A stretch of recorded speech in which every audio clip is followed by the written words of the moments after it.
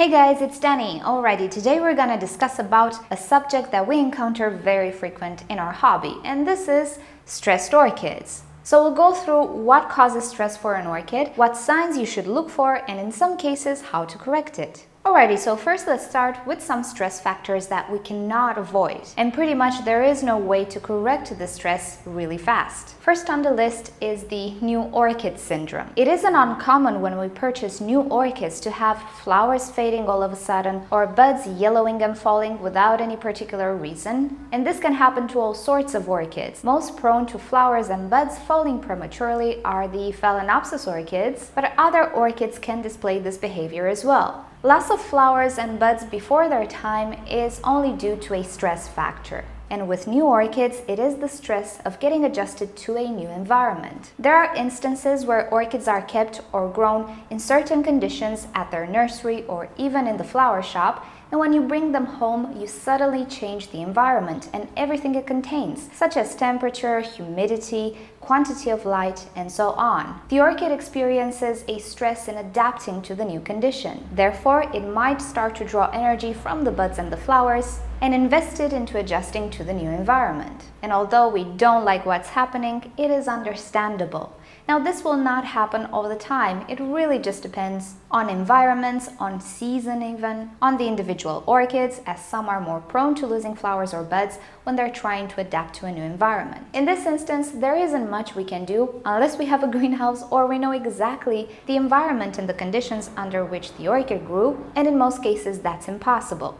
This type of stress is perfectly understandable. Sadly, there isn't much we can do other than caring for the orchid, make sure we keep it hydrated, fed, and under suitable conditions, and just wait for the following blooming season. Second unavoidable stress is repotting, particularly if we repot from a bad and decomposed medium to a fresh medium. Now, this again will not necessarily happen to all orchids, but the orchids which have very sensitive, maybe thin and brittle roots are more prone to being stressed by repotting than others. When we repot orchids, we generally disturb a little bit the root system.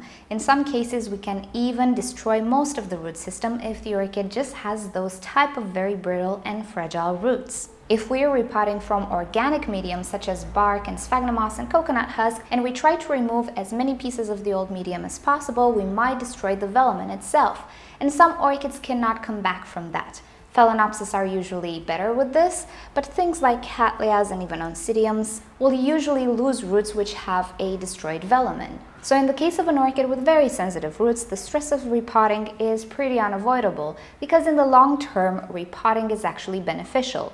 So we need to expect a period of bouncing back, of slow down growth and smaller growth, but certainly this can be corrected with the production of new roots. For this reason, people generally like to repot sensitive orchids when they start new root production. When the new growth starts, tiny root tips, it is the best time to repot it, because even if we destroy the older root system, there is one just starting to grow on the way, and in about 2 to 4 weeks the root system can already start to hydrate the orchid, absorb nutrients and all of that, so the stress is minimized. It is not completely eradicated, but at least the transition is a little easier.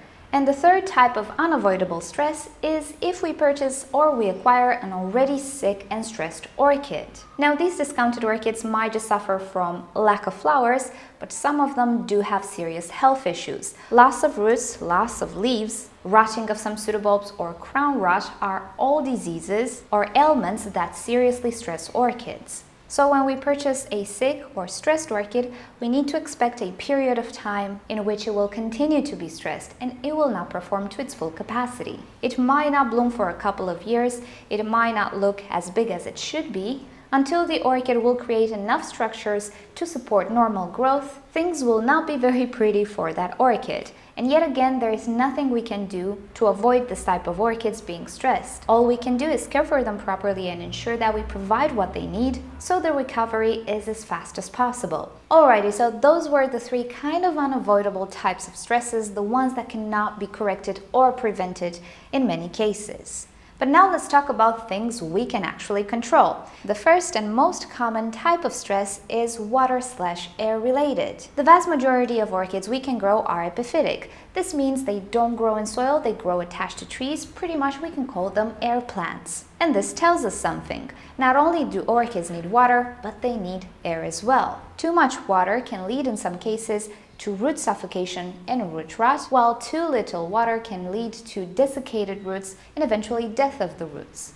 As time goes by, organic medium decomposes, and with this process it starts to lose its structural integrity. And what I mean by this, it starts to become mushy. As the roots die, the orchid will start to show signs of dehydration, and many of the times we are tempted to offer more water. And that actually makes everything worse. So pretty much it is a chain reaction.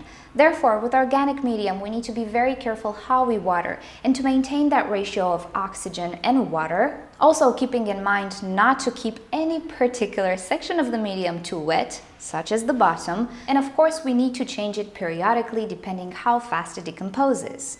On the other hand, not watering enough can have very similar consequences. If we don't provide enough water for our orchid, the roots will start to desiccate, and in extreme cases, they can absolutely die off. In this case, the orchid will behave exactly in the same way as a root-rotted orchid, because in the end, we are talking about the loss of roots.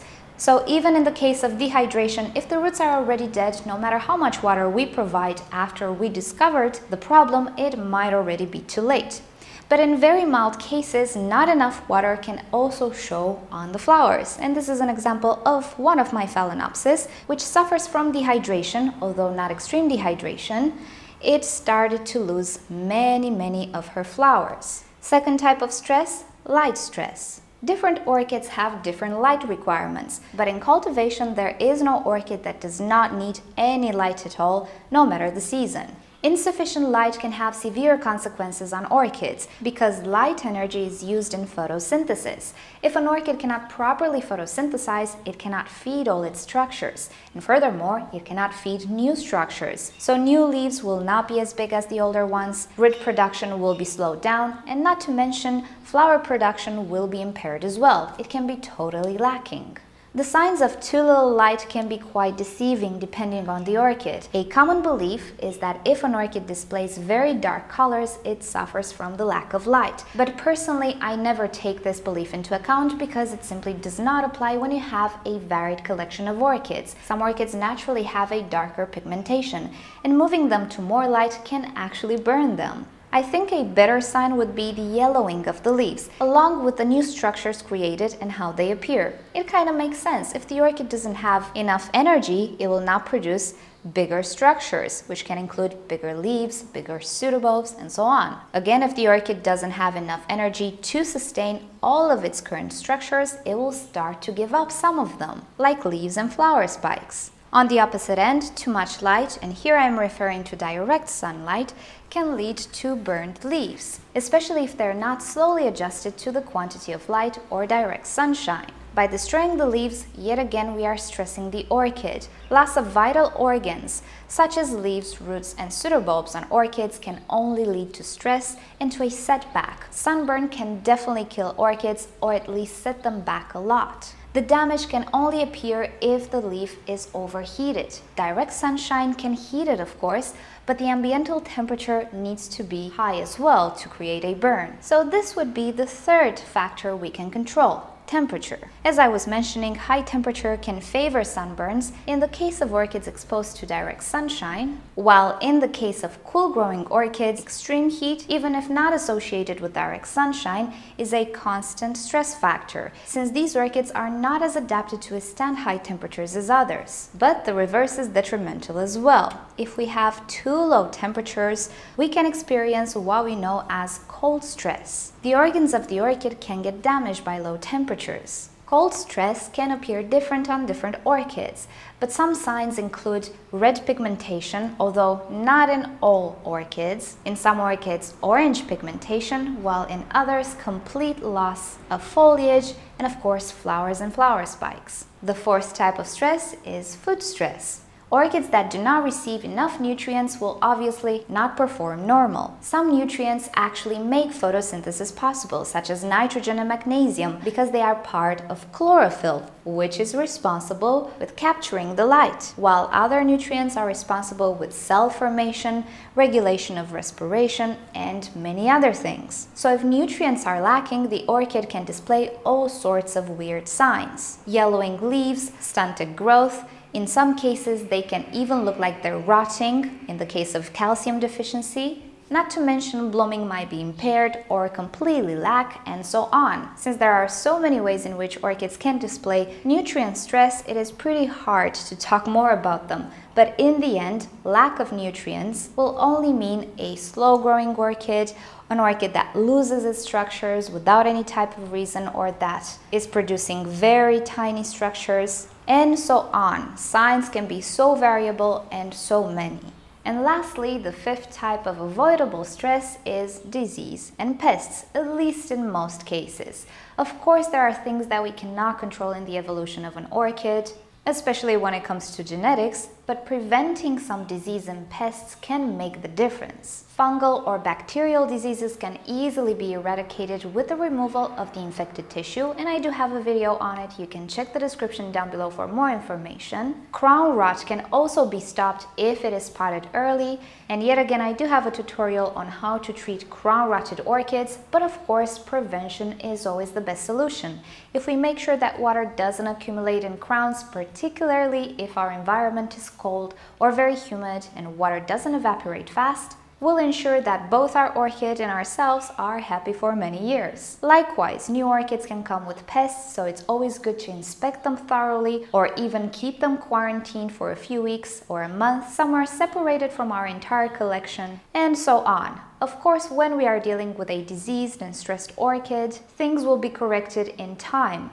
But we can absolutely avoid a lot of complications simply if we pay attention to our orchids. And one important thing on preventing pests and illness apocalypse is by offering attention to our orchids. You know, there is that saying that says orchids thrive on neglect. Well, you do it too many times and you won't like the result. So I personally don't agree to that saying. I don't even find the logic behind it, because if you get an orchid with a few spider mites that you don't necessarily see, and then you look at it after a week, not only you will have a seriously infested orchid with damaged leaves and also damaged crowns — spider mites do love to sit in the crowns — but you can also get an infestation out of your control that spreads to your other orchids or other plants. Spotting any disease or pest infestation early saves you a lot of headache on the long run, and trust me, I know, I battled spider mites for 2 or 3 years until I managed to keep it under control.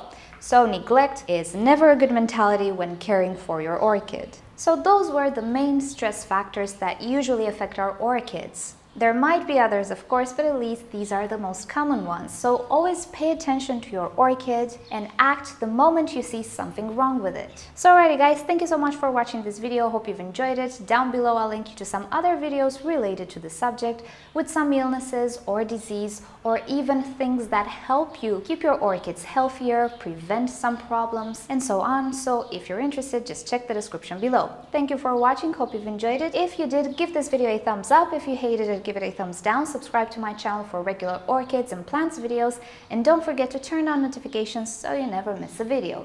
And with that said, I'll see you all next time. Bye! So currently we have 2 blue-ish orchids in bloom. This is my lovely Vanda Pachara Delight, which has been in my collection for 4 years already. Can you believe that? I purchased it in May 4 years ago, 2013. Yeah, when I started my YouTube channel. And after some periods of stress, yeah, she lost all of her roots. She's finally doing great and starting to bloom once again. And the newcomer, the new blue orchid in my collection, is the Dendrobium Victoria Reginae, which is still not perfectly ink blue. It's still a little purple, but it's the closest orchid to blue I've ever seen. We'll get a spotlight on this orchid pretty soon, but there we go. We have blue orchids.